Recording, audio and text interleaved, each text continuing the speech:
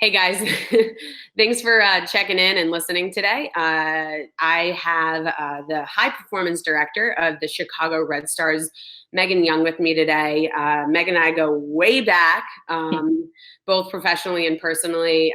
But for those of you that unfortunately don't know what the Chicago Red Stars are, they are one of the professional women's soccer teams in this country. So Meg, if you could just kind of start off and tell us a little bit about who you are and what you do.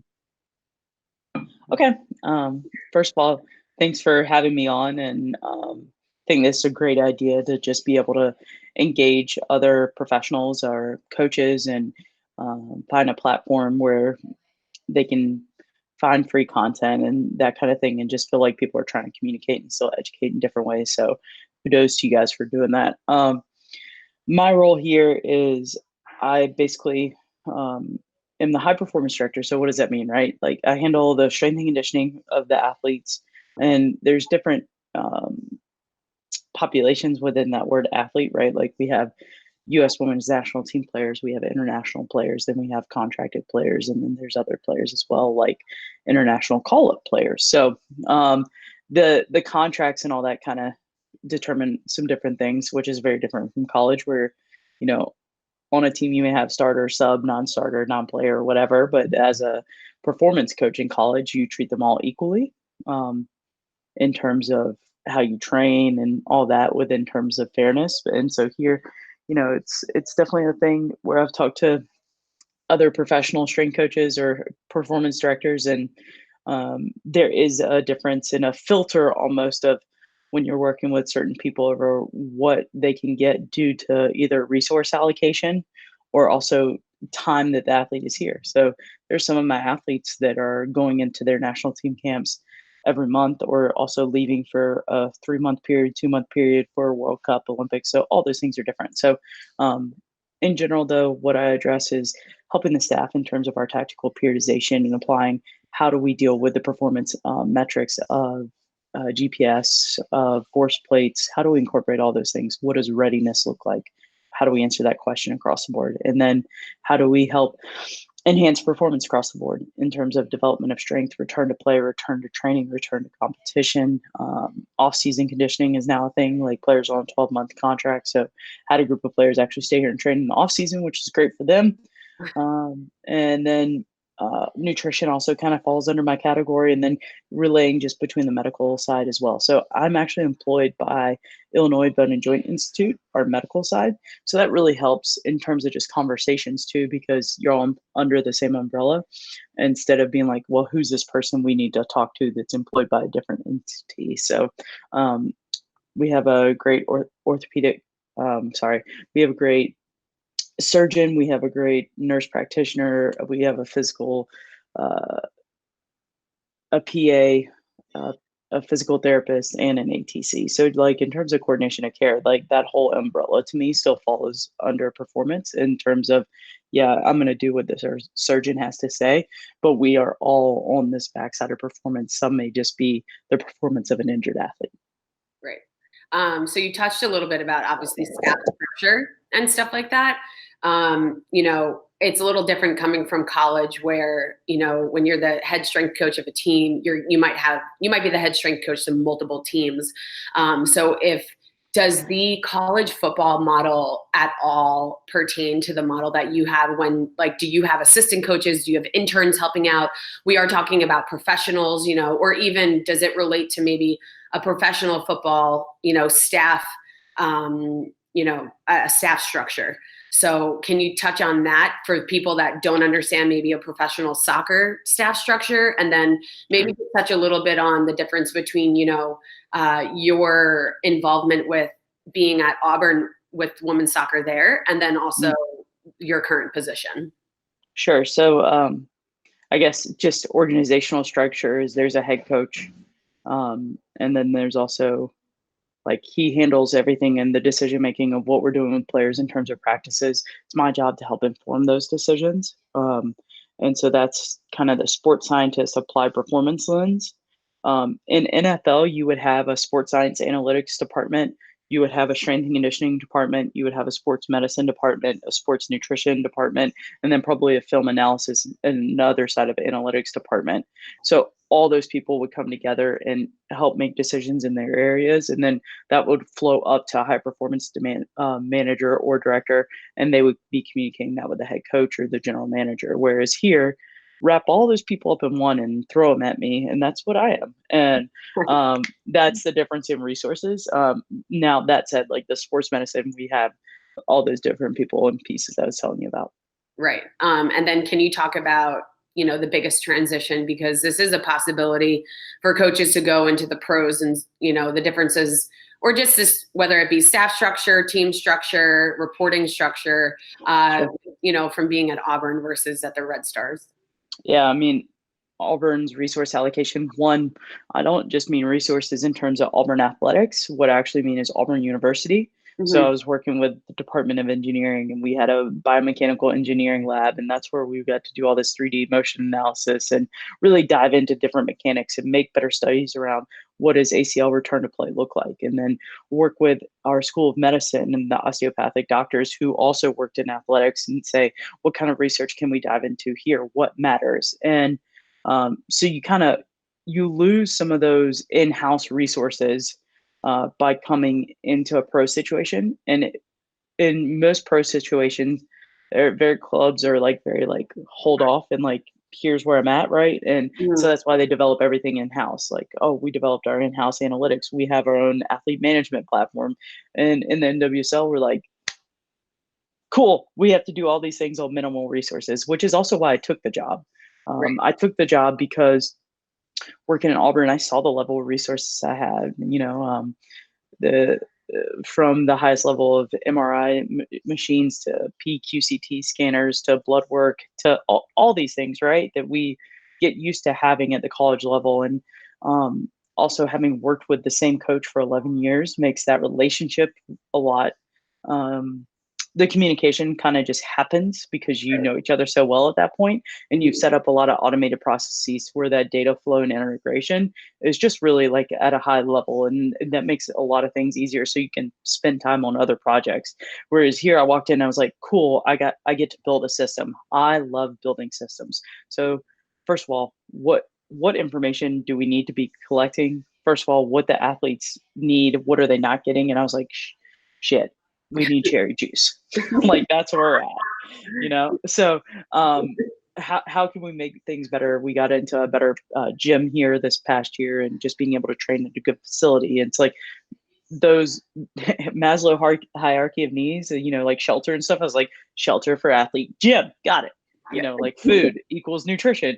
Okay, check some boxes there. Like, Yeah. and so a lot of that was just also not just me, but us collaborating and having partnerships. And the Red Stars do a lot of that and developing those partnerships instead of just whereas if I was with an NBA or NFL franchise, just take that credit card, slap it down, and we're good. We move on. So and then I guess the other side of the transition is in college. A lot of times, I've, as a coach, athletes listen to you because you're older, you're wiser, you're whatever.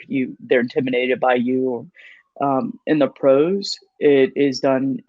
They will listen to you and take the information you give them as long as you respect them and they respect you. It's just Mm-hmm. very different, and so those relationships are at a higher level. Whereas Yeah. college kids don't even have fully developed frontal lobes, so their decision making abilities are just a lot less honed at that point. Whereas dealing with professionals that have been playing pro as long as I've been working in the sport, there has to be a learning on both sides of that, and that has to be a two-way street of communication. So that's kind of to me the biggest difference is age of the athlete. And I had a 20-year-old and a 31-year-old last year. Right. So that's kind of that age range that I had versus in college 18 to 22, maybe 23. So you have just a lot of differences in how you're going to train people and how you're watching it. What is the load of a 27-year-old that's played 4 years in a row versus a 20-year-old who's just had their longest season out of college and now transitioning into being a pro? There's a lot of different things going on there. Yeah, no, totally. I mean, I can definitely tell that you're passionate about what you do and kind of the integration between applied science and actually being a strength and conditioning coach. But I mean, besides that, what's like one of your biggest passions, whether that relates to what you do right now or maybe something that you do, on your own time when you're not at work? Um, yeah, I think that's a good question. I'll answer it two ways. One, this off season, I got to fall back in love with movement, and um, it's raining. Sorry if you hear that. In terms of like coaching, acceleration, and speed, like we get honed into different roles, and like managers or coaches are like, oh, I want good GPS information, or I want a good strength and conditioning program, and it's our job to then give that deliverable at a high level. So for me, the off season allowed a lot of engaging with athletes in a smaller setting and being able to really target some acceleration patterns and target some movement patterns and clean up some things for them with the assistance of another coach, actually, like, or whatever the volunteer role is going to be. And then as we drive those things forward, how does that move into the season? So for me, it was nice as a track athlete to kind of fall back in love with acceleration patterns. Mhm. And teach them a little bit different than we do in college. In college, it's like you got 4 weeks before they're in 20-hour weeks again. You're going to do acceleration day one. You're going to do endurance on Wednesday. You're going to do high speed running on Friday. Like we get to break that mold, right? We Yeah. train Monday, Tuesday, Wednesday. We did recovery on Thursday, train Friday, Saturday. Sunday was off. So like there's just not that same structure that you have to kind of fall into or feel like it, because time is not the resource you have to control for as much in the off season here. Right. The other passion that I'd say I have is just physics. Like I like understanding where we are. My across the way neighbor is actually a physicist working on the neutrinos project and is an engineer helping build out the models. So that's really cool. But for me too, it's also, I think that given my background, some of the things I've been to, anything I can do to physically and mentally and emotionally be present Mhm. um, with myself and gain awareness there, that's what I want. Like I want to know when things shift in my body, because I've been in positions where shit happens and you have no idea why. So the more aware I can be, the more present I can be, the more balanced I'll be, and the better I'll be as a coach, director, whatever that is. Yeah, no, I think that's tremendous. There's not a lot of coaches that know how to communicate that correctively, but like making sure that you're taking care of yourself, number one, before you can take care of anybody else. And I think that's something that some of us in this industry, we forget about because Mhm. we're always on this go, go, go schedule and we're always trying to help, help, help. And it's like, well, wait a second. What does your gas tank look like? How are you feeling about anything or everything? So I think that's a great point. Uh, Obviously there's a lot going on in the world right now. We have the coronavirus out and about. How are you adjusting with all of that? Um, yeah, so for us, we were 1 week into preseason, right? Like I have a bunch of athletes excited to be here, excited to get going, ramp things up. A bunch of out of college kids excited to try and make it at the professional level. Mhm. Our roster was 40 people. That's a lot. Um, A ton. so, you know, um, the transition for us right now is that we're not training. They're not allowed to go to gyms, like all these different things. And so it becomes like, well, how good are your relationships and how good are you communicating remotely? And thank goodness I've had an off season of communicating with a lot of them remotely, Mhm. and a year being here. I can't imagine. I got here 3 days before preseason last year. Had this happened then and me not really have relationships or understand different athlete needs, this would be a lot harder. But honestly, it's a lot of just checking in and trying to be a resource for them, but also hear them of what they're going to do, and what they want. So pretty much, what does the routine become then? Well, instead of having to get up at 3 or whatever to go train, now I get to sleep till like 6 or 7. So that's phenomenal. So you're saying 3 a.m., just to clarify. Yeah, yeah, yeah. Because for me, it is a non-negotiable of taking care of myself. So if that means that anyone that works in pro sports knows once that first thing happens team wise, your day is pretty much done of whatever you can get done for you. Mhm. So for me, that meant I need to find ways to add hours to my day. So that meant the day had to start sooner. That was the only way it could happen. And um, I have a great training partner that will meet me at whatever time and is down for whatever. Find you a young big guy to train with, they're great. Shout out to Will. And then I think on the other side of that, it was, well, if I'm willing to get up early and train, then I'm also have to be willing to cut myself off at night to sleep. So I have non-negotiables for myself around those things, and um, I think you have to identify those things for yourself. I can't remember the quote, but it's when any person is actually feeling stress, it's when they're moving away from whatever their moral compass is or whatever your morals are. So, and that may be the subconscious stress you're not addressing. So, as soon as all this happened, I was like, okay, for me, I need structure. I Right. like systems. So, I think a lot of what, coaches did. yeah. And so, what does that look like? Right. And you still there? Yeah. Okay. Um, it became like, what do I need to do and have in structure? So for me, it was like, all right, non-negotiable. We have more time for mobility now, so we get to add that in. Um, we're still going to train. We have to figure out how to adapt to what I have at home. Great. Then they canceled this and shut down the spin studio, and I lost my mind for 2 days and went for a 4 mile run. I'm not a runner. So I'm still dealing with that adductor soreness from going for a 4 mile run because I'm not a runner. In turn, when I say not a runner, if my life depended on it, I could run, but I'm more of a sprinter than I am a runner.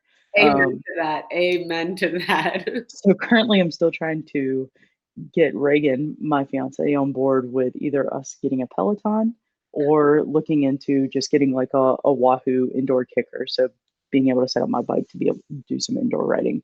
So I'll keep you posted on that one. That's been a great outlet for me. It's just like anytime you can get in some intense cardio and push yourself in an endurance capacity, that's something I've found joy in, and that you embrace that suck. That's like choosing your struggle and choosing your challenge is a big thing for me. And then so mobility, working out, whatever that is. I already love to cook, so I know a lot of people are dealing with grocery store issues and things like that.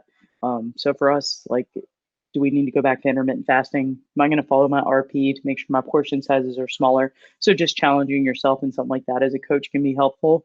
And it can be as simple as like using my fitness pal and tracking what you're eating versus just gorging yourself on mac and cheese.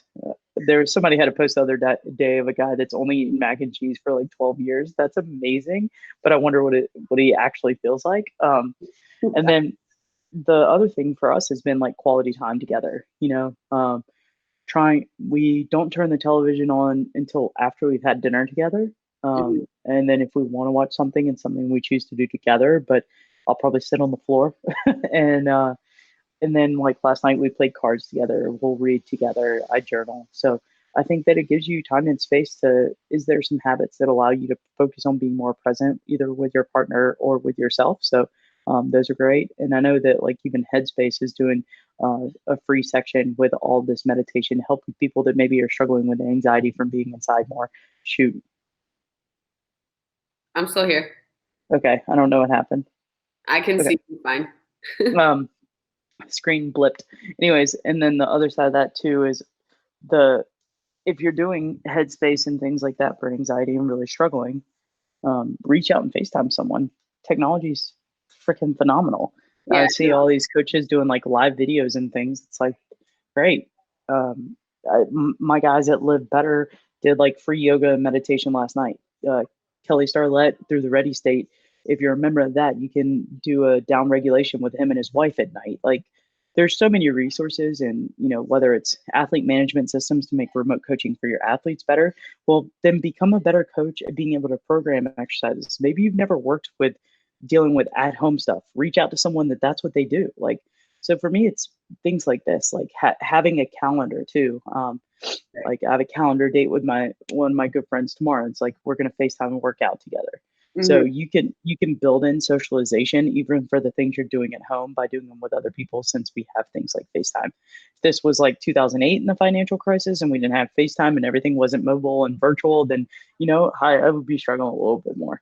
Yeah, no, for sure. I mean, you touched on, I mean, one of my other questions was like accountability with the athletes, but I don't know if that's as much of a thing because they are professionals and they know that, Yep. they're on contract and stuff like that. And most of them are being paid to do that. And then the other thing that you touched on was any new family dynamics, but it seems as if that you guys have adjusted your schedule. I mean, anything with regarding those two, or like staying in touch with your athletes? So you mentioned about, you know, maybe those new girls, you know, those rookies. I mean, it must be easier to, you know, stay in touch with your vets, but those rookies, I mean, is there any, you know, I mean, that could be the case with, I mean, with anybody, with any coach, you know, do you have any Yeah. advice with those things?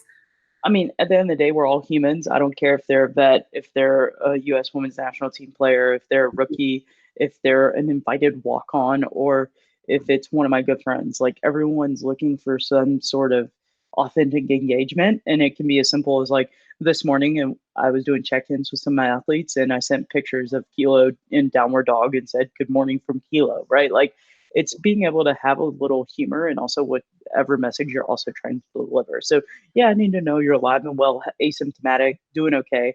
But I also care about you. So what else can I upload in your app? Can I recommend a mobility exercise for you? Can I send you a video? Can I take time to take time? And you know this. When I first got in this profession, I used to handwrite letters to every coach I know. Yep, And and I did the same. yeah, and now you have more time. Like, uh, my partner and I, my fiance, sorry, and Yes, I have like loud and proud. we have a journal that we were distance for 3 years, over 3 years, so we actually still write each other back and forth in a journal.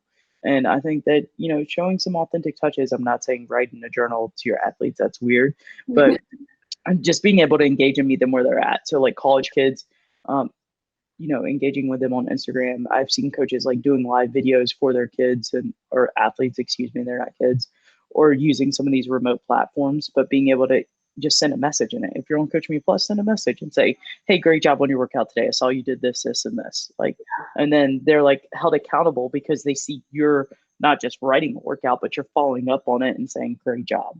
Mm-hmm. And for those of you that don't know who Kilo is, can you give your best representation on who Kilo is? Kilo, come here.